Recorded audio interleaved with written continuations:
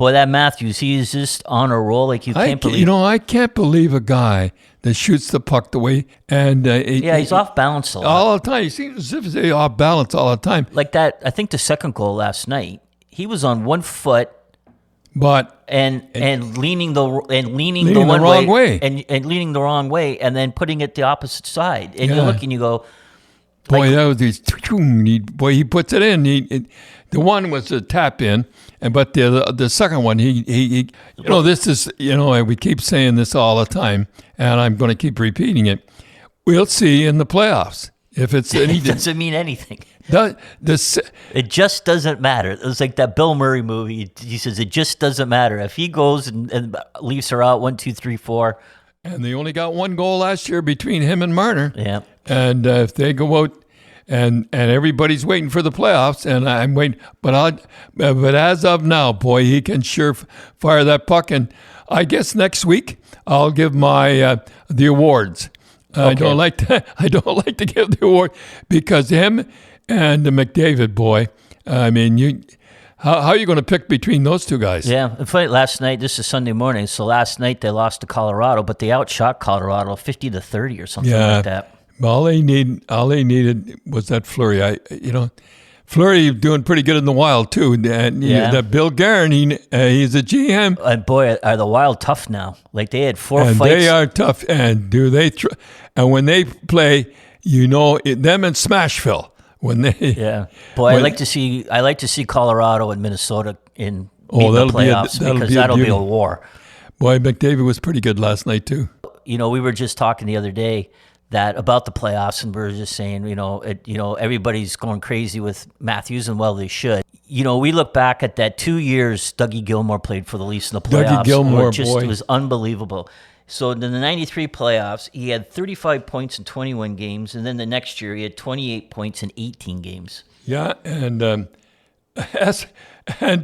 boy, he was something. He had 127 points and 92. I'm just repeating what you said.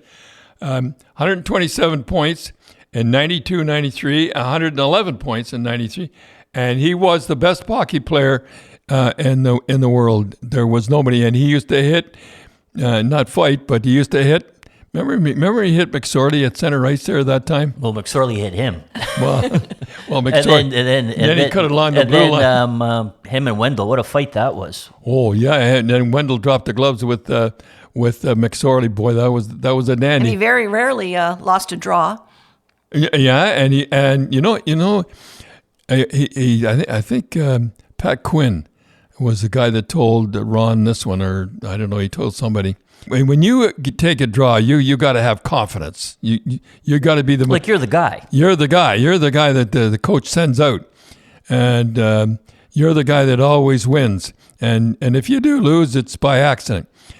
And Quinn knew that when he lost Dougie Gilmour is when he sent out Sundin to take a draw. And he wasn't the guy anymore. He wasn't the guy anymore. He lost his confidence. And he said, or he looked at Quinn as if to say, how could you do this to me? Like that. And it's kind of sad when you think of it, but he was, boy, for 2 years, he was the best hockey player in the world. He scored a Stanley Cup winning goal in Calgary. And he used to shake my hand all the time. I don't know what I was coming late. I don't know why I was coming late. And get in here fast, quick, get in here fast. Dougie Gilmour's been paced the hall. You shake your hand. I thought it was sort of a gimmick, And by golly, he really believed in it. And he got the goal. He got the winning goal that day for the Stanley Cup. Didn't you coach his brother in... Well, no, his brother in Rochester. Yeah. And boy, he was a good skater. Right? Oh, he could skate better than Dougie. He really could. He could fly. But he'd come over halfway through, and we were in great shape. And I used to work my players in Rochester and in Boston harder than anybody else. And I remember he was being sick and all that stuff. But he was a good little skater.